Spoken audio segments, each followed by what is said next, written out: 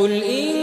كنتم تحبون الله فاتبعوني يحببكم الله ويغفر لكم ذنوبكم والله غفور رحيم قل أطيعوا الله والرسول فإن تولوا فإن الله لا يحب الكافرين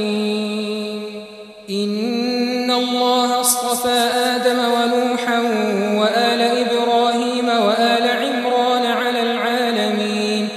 ذرية بعضها من بعض والله سميع عليم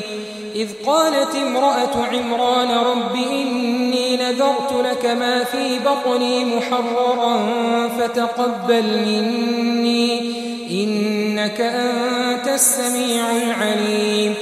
فلما وضعتها قالت رب إني وضعتها أنثى والله أعلم بما وضعت وليس الذكر كالأنثى وإني سميتها مريم وإني أعيدها بك وذريتها من الشيطان الرجيم فتقبلها ربها بقبول حسن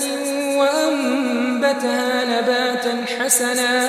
وكفلها زكريا كلما دخل عليها زكريا المحراب وجد عندها رزقا قال يا مريم أنى لك هذا قالت هو من عند الله إن الله يرزق من يشاء بغير حساب هنالك دعا زكريا ربه قال رب هب لي من لدنك ذرية طيبة إنك سميع الدعاء فنادته الملائكة وهو قائم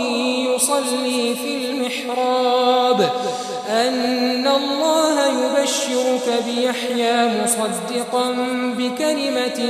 من الله وسيدا وحصورا ونبيا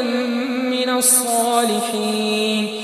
قال رب أنى يكون لي غلام وقد بلغني الكبر وامرأتي عاقر قال كذلك الله يفعل ما يشاء قال رب اجعل لي آية قال آيتك ألا تكلم الناس 3 أيام إلا رمزا واذكر ربك كثيرا وسبح بالعشي والإبكار